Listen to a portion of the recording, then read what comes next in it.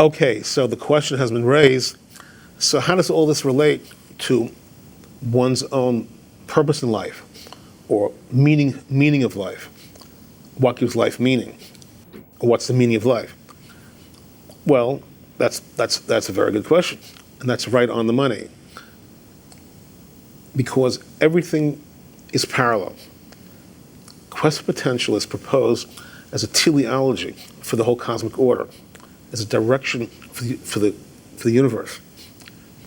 Mr. Aristotle proposed that there was a teleology to the universe. He proposed it a couple thousand years ago.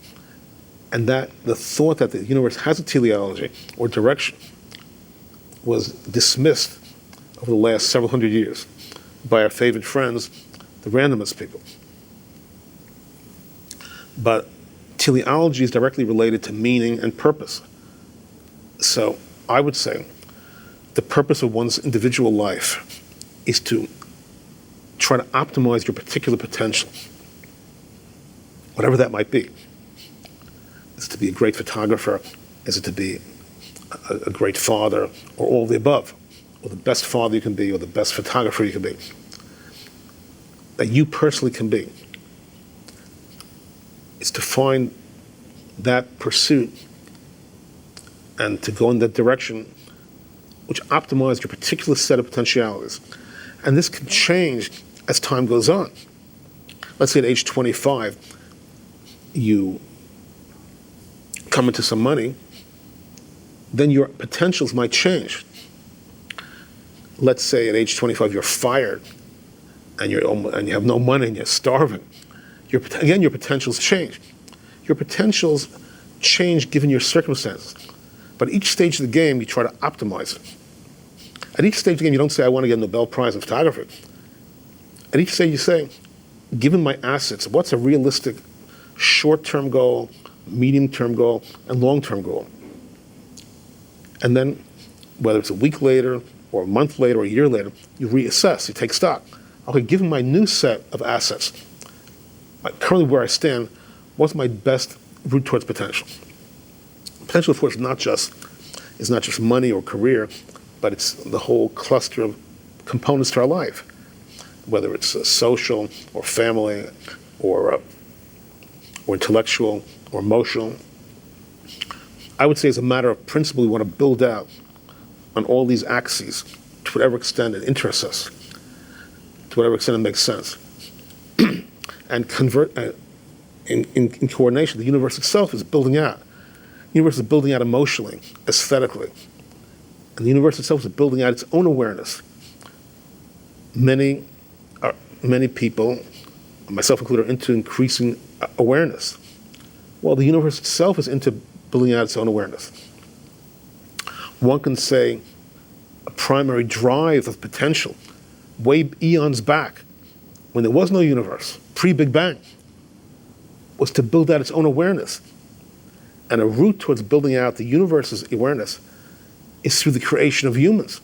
And through the human awareness build out, the cosmic order builds out its own awareness. These are, so to speak, profound big statements. But they're basically straightforward statements. Let's say initially there were just its and bits floating in the primordial universe. The its and bits might have wanted awareness, with awareness of what great awareness is. At each level of awareness, we have a greater awareness of what the next level might be. This interrelated with consciousness / awareness. I'm now going to throw the floor over to you to pivot off some of these remarks. Yeah, I find it interesting too that a lot of this has actually been in just the last 100 years. We found that it's actually supported in physics.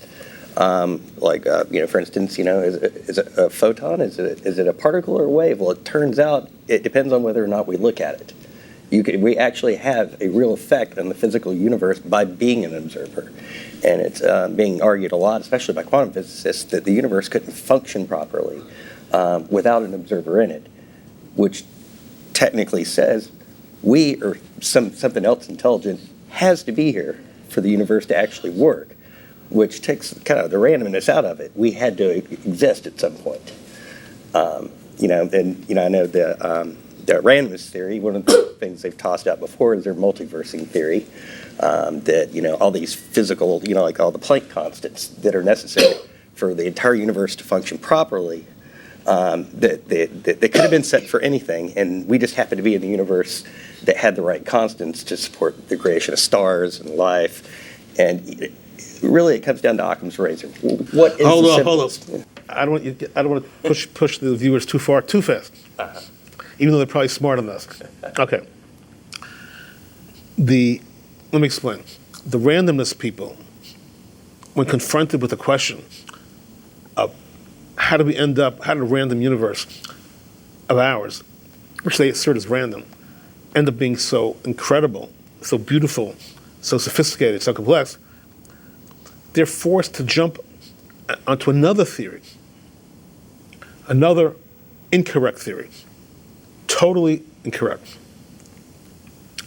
that there are beyond infinite numbers of universes out there. And one of those universes happened to have all the pieces put together.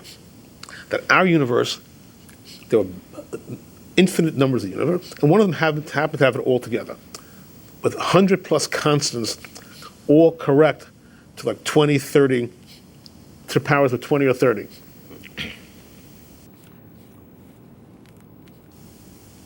I also studied little probability in engineering school, and probability requires the possibility, not impossibility. And I'm not going to give you the speech about why multiverse, as it's currently constituted, is impossible, but my position is that it's impossible and incorrect. And basically, you have two impossible theories hugging each other, randomness and infinite multiverse, to try to each explain the other. But the fact that they hug each other does not make either of them correct. It's a circular reasoning, and it simply does not work. It's unfortunate many talented people are wasting their entire careers trying to advance one or both of these interrelated theories. God bless them. But we'd all be better off if they did more productive things, and if the British journals opened up the discussion, the theories were actually somewhat plausible. Anyway, your take. As a scientist, the first rule is Occam's razor. Explain what it is. Right? Everything else being equal, the simplest answer is going to be the right one normally. The simplest solution. Simplest solution, yeah. Right. You go for the simple solution. You don't go for a hyper-complex solution to a problem. Yeah. The simplest solution will inevitably tend to be the correct solution. Yeah. Okay. So my options are A, there's an infinite number of universes out there that are all screwed up, and we're magically on just the right one. Or we are magically just the right one. Yeah. Right. Or B, there's here, and it's the way it is, and the constants are the way they are, because it's the way it has to be. Potential, it's optimized potential. Right. Yeah, and that's built into the formula. It's built into the formula, right? Mm-hmm. Now, a question was raised like this. If success potential is God, how does this all work? Well, that's a very big question. I would just say, perhaps quest potential is divine. Let's keep it a little broader. And perhaps we are all part of it. Meaning, classically, God is there, we are here. Not all religious thought, but much religious thought. God is there, we are here. But what if there's a strain, for instance, in Judaism, of the Baal Shem Tov, where we're all part of the divine. It's called panentheism. That we're all part of this quest potential. And we're all a build-out of quest potential. And all parts impact the whole. Well, this is a more sublime theory, which makes us part of the process and does not have an authoritarian center dictating to us. On some level, it's the collective. And we are part of the collective. We seem distinct, but we're all part of the collective. Just like our planet seems distinct from the rest of the universe, but according to the theory, everything's interacted.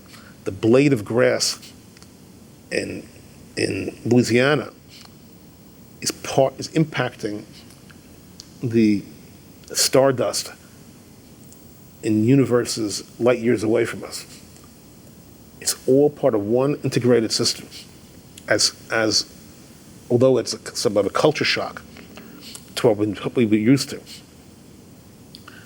And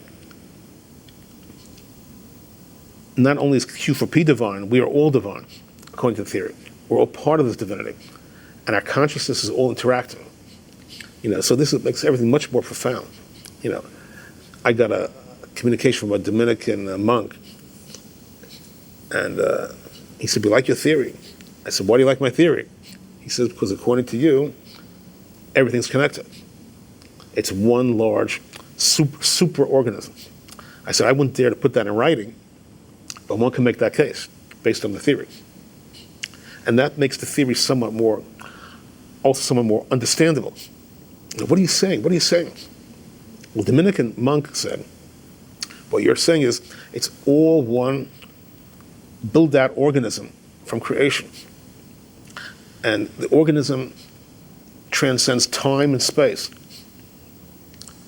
And it's cumulative consciousness and fully interactive. And this cumulative organism, or superorganism, is searching its potential, trying to build out consciousness, etc. I don't want to bore you. Consciousness, beauty, mercy, all those fine attributes. And in the mix, working its way around the problem attributes, evil or entropy, or the attributes which are pulled back from the universe reaching its full potential.